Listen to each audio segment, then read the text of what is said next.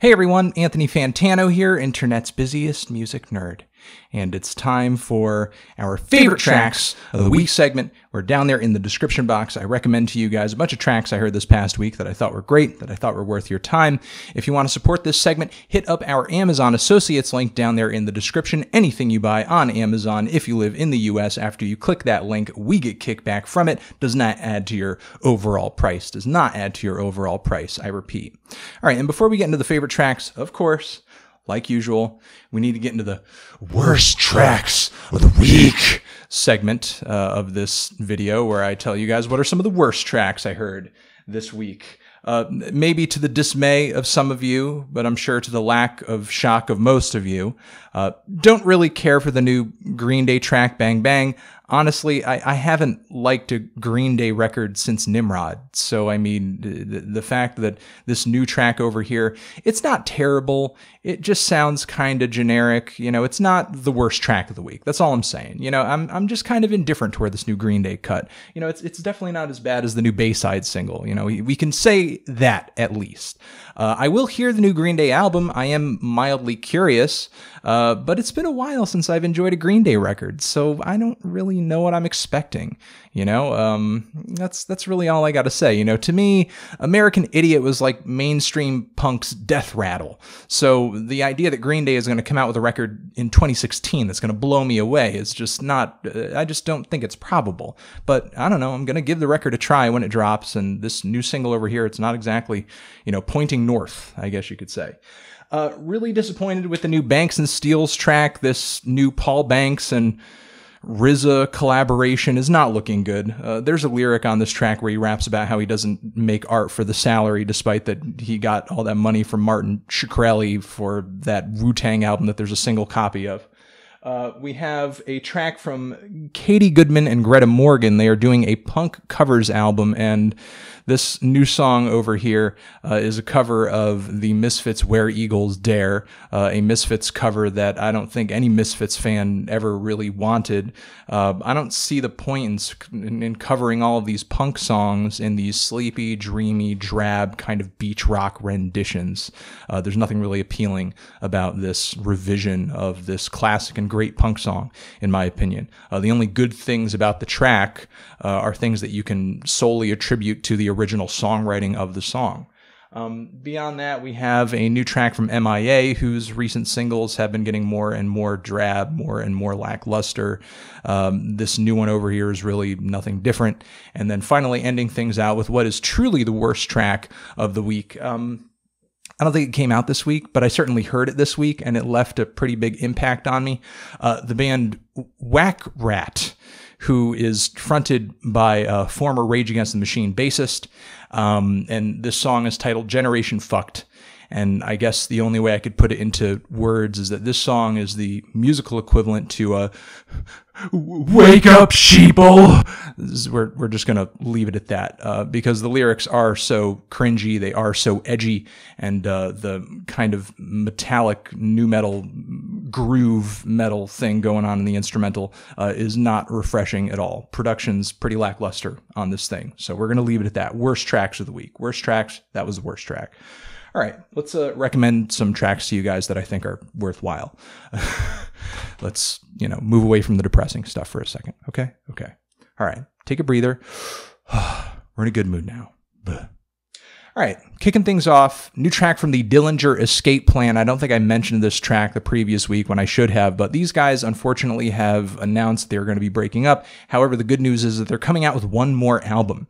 And this new track over here that they have put out, Limerent Death, is of course chaotic. It's heavy, intense math metal that's going to melt your brain. I would expect no less from these guys. It just kind of sounds like they're doing what they would normally do at the high quality standard that they normally do it. Moving on from there, Kyle Kraft, Before the Wall. This is a great little folk tune that I heard that I think came out via Sub Pop Records this week. This dude has just some really hard, aggressive, and I guess energetic guitar strumming on here, and a great vocal delivery that kind of reminds me of like early Dylan during his more acoustic and politically charged days, but not the same. You know, he's not like just some Dylan ripoff or something. He's just got a great, solid, socially conscious folk stir aesthetic that I like a lot. Moving on from there, Usher, No Limit with Young Thug. Usher puts out yet another solid single, and I'm just kind of waiting for the album here. You know, it's some good commercial R&B. You know, it's not, to me, as stimulating as some of the artsier, more left field stuff that's experimental and adventurous, but for commercial R&B standards, I think what he's putting out with these recent singles is pretty good. So again, I'm just kind of waiting for the record, and Young Thug's appearance on the track was energetic, was peppy, brought the track a lot of color, so no complaints about that. Moving on, Slaves with Spit It Out. These guys are a UK punk band that I was kind of underwhelmed with their last record, but they at least had a couple good singles, and maybe this new record over here will be good for at least that. This new song over here is raw, it's fast, it's snotty, it's nasty, it's disgusting, it's got an attitude to it, just like some good punk from the UK should. Moving on from there, Regina Spektor with Small Bills. Regina Spektor comes through with a good single here, one of her most poetically punchy songs in a long time. The instrumental, I think, could use a little bit more variation, but I think her words on this track are really what bring the song home and really what bring the track a great appeal. Her words are really witty and beautiful a lot of the time, and you know, reminds me a lot of her old stuff. So, you know, if you're more into the older, more energetic, more poetic, and more in-your-face Regina Spektor from her early days, then I think you're going to like this one. Moving on from there, we have a couple more. We have Subrosa, which is Wound of the Warden, which is a really good kind of doom metal track with some arranged instrumentation, which they're kind of known for. A band called Warthog with a song Culture, which is an incredibly raw punk track that I was surprised to come across this week. These guys, I want to hear more from them, so I'm going to be looking out for whatever album they're going to be dropping. Also an artist who I heard about this week who I want to hear more from, a fellow by the name of Chigga, and he is a rapper. I'm not even going to go into what I think Chigga means because I'll probably get in trouble. But it is a catchy pop rap song, and he's got a hella deep voice and some pretty clever lyrics and a very skeletal but grooving instrumental.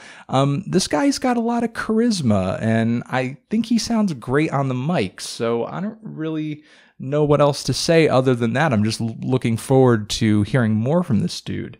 Rounding things out with the Wytches, the punk garage psych rock outfit from Australia who came out with a great record a couple years ago, whose new album I am anticipating greatly. They have a new song out titled Seaside that you have to check out if you're into that stuff. And finally, Isaiah Rashad of Top Dog Entertainment has a new track out titled Free Lunch, a guy whose delivery and whose tracks I usually find slightly underwhelming actually comes through with a kind of upbeat and energetic performance on this new track, so maybe with a little bit more gusto and oomph, he could actually wow me, though I'm sure hardcore fans of his stuff so far will enjoy this track and what he has coming out in the future. You know, I find him kind of mild personally, but if you have liked him up until this point, you're probably just going to find this track to be a little bit more entertaining and bold. I mean, in my opinion, definitely one of his better singles.